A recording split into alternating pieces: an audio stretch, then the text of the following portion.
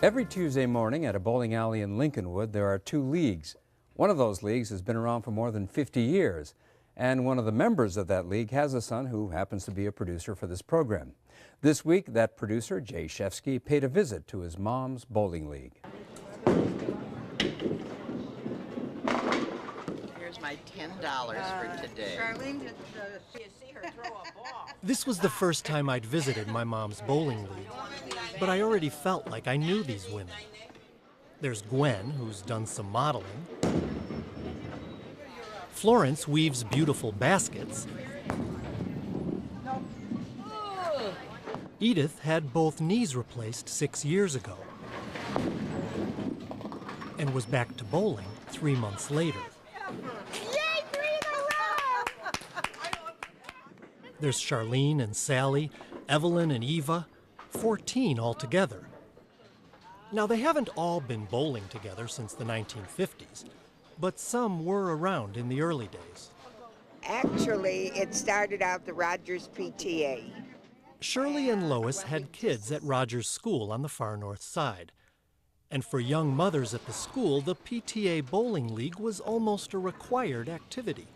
My mother used to say, we lived on 2700 Chase, which is a half a block.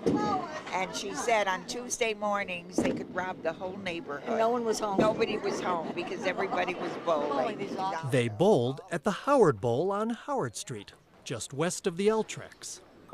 There were at least 10 lanes. I mean, we Five had girls, because we always had yeah, we always had 5 girls, so we had about 40, 50 girls. Lois and Shirley joined in the mid-50s, but there's one woman who was there at the start.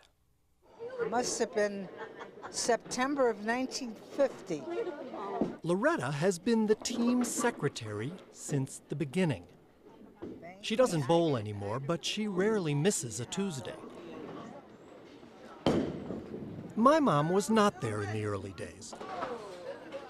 About 9 years ago, she was recruited by her sister Sylvia. Whatever she tells me to do, I listen. She listens to me. And Sylvia had joined a year earlier. And I said, Elaine, come the next year, you're going to enjoy it. It's a lot of fun. Everybody's very nice. So she did. She came the next year and knocked me out of first place because I was in first place at that time. And she became first place.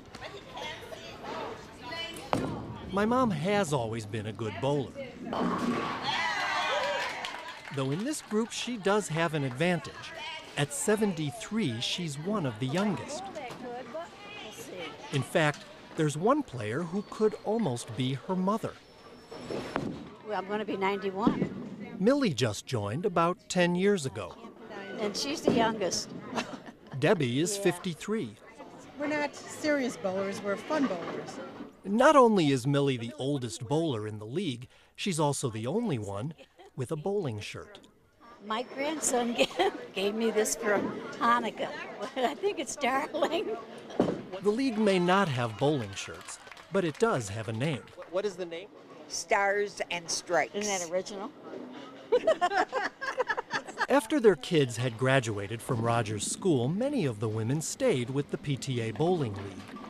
But younger mothers had joined, and they had other ideas. And they said we were too old after the first years. They were having babies. We were having hysterectomies. No, that's the truth. Though no longer affiliated with the PTA, the Stars and Strikes lived on. Over the years, they admit, the level of play has slipped.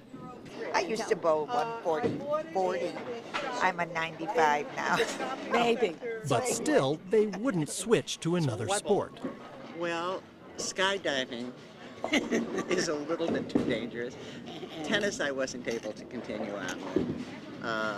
And this was something that we could continue to do. And you don't have to be really good to bowl. You know, anybody can throw a ball. I think, first of all, it's a good exercise, really good exercise. And it keeps you going, and it's to get out of the house and to be with the girls and to go out, you know. And in recent years, the league has lost a lot of bowlers.